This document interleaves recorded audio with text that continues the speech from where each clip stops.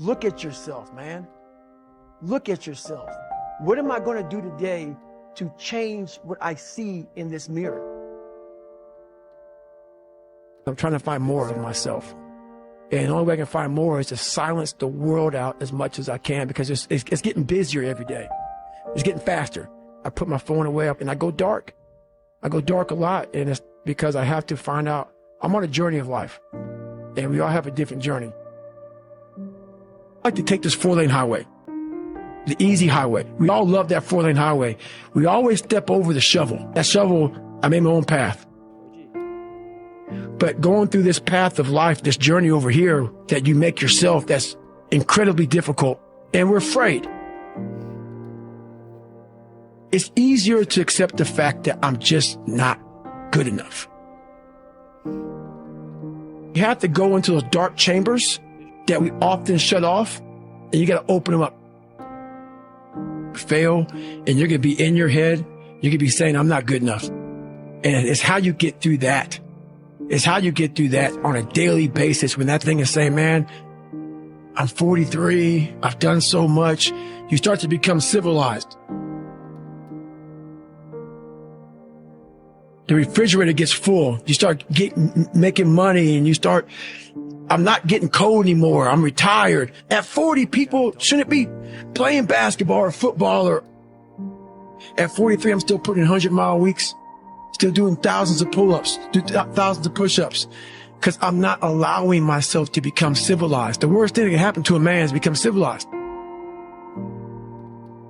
You want to be uncommon amongst uncommon people. Period. You start putting yourself in situations that suck, you'll find yourself. I'm big on being with yourself. I want to be forever proud of who I was as a man and change who I used to be. The liar, the insecure guy, the guy who can, whatever. I want to be proud. If I die now, if I die at 8, if I die at 90, 100, I'm going to look at myself and say, proud of myself. I believe in patience. I'm a patient dude. I can watch a piece of grass grow for 20 years. Because I know that it's how you get somewhere in life. By being that monk-like mentality, being able to watch something grow very calmly, patiently.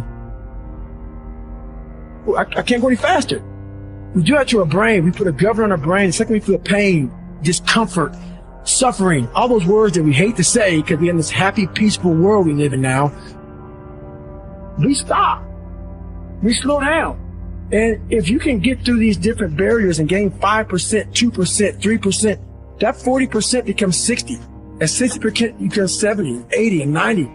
And then you'll hopefully one day near 100. That dreamer mentality just would always fuel me. It would just fuel me, man. What if I can be a SEAL, man? Now I run 205 miles. What if I can go? What if I can go? And what if, how would that feel? You have to go into those dark chambers that we often shut off, and you got to open them up.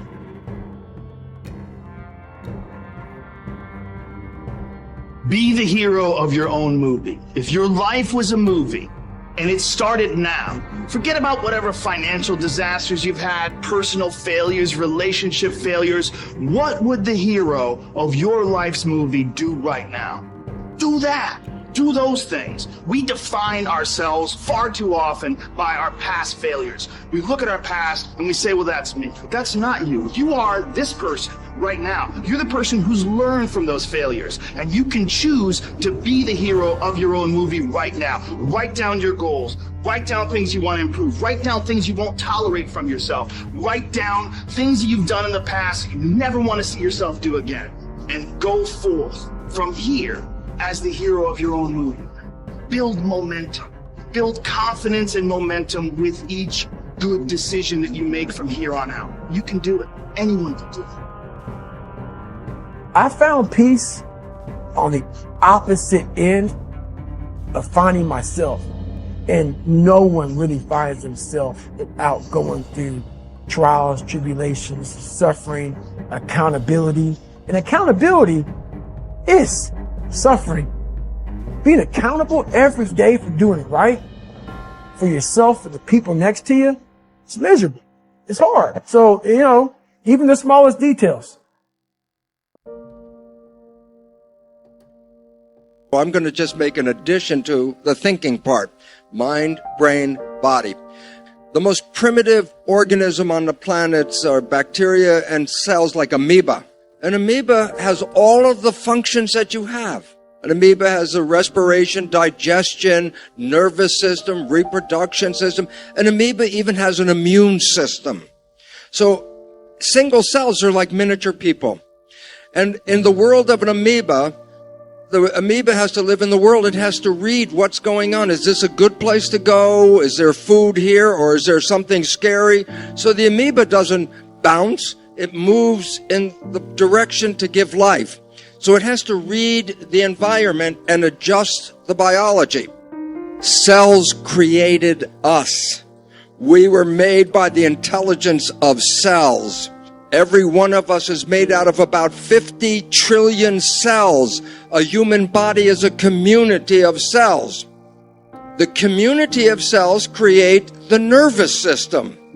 The nervous system is to read the big environment and then send the signals to the cells to tell them what to do. So the reality is, your cells do not see the real environment we're living in. They see your interpretation, your thought about that environment. Is this a safe environment? Then 50 trillion cells say, good, I'm very happy, I'm in a very safe environment. But if you have a picture of fear, then you're sending a signal to the cells to get ready for protection and get ready for fight or flight. So the function of the mind, brain, body in the other level than what Sadhviji has just said is, how do I coordinate the community of my cells? Should my cells be healthy? Should they be afraid? Should they be in love? Why? Because their expression is our expression. So if I send them messages of fear and concern, then they are like inside getting very nervous about what to do. And fear and love are the opposite behaviors in a cell. Love, open, take in the love and bring it in and grow. Love is a nutrient. Fear, shut down, close off, get in protection. And I say, well, you can't be in love and in fear at the same time, because love is open and fear is closed. So our mind, brain, body relationship, in addition to all the wonderful spiritual aspects that Sadhviji is talking about, has a mechanical role. What should my cells be doing? They cannot see what's going on, but they're going to have to move the community from here to there. And so they need to organize their behavior to make my behavior. So all of a sudden, your thoughts are not just contained in your head. Your thoughts are changed by the brain into information that then goes to 50 trillion cells and tells them what's going on. And the problem in our world today is fear. Will I have enough? Will I have food? Will I have health care? Am I safe in my world? And I say, this closes the cells down, because fear means protect yourself. But you cannot live in a closed world. You have to take in nutrients. You have to take in love. You have to take in these things. And so the biggest problem on the planet today, 90%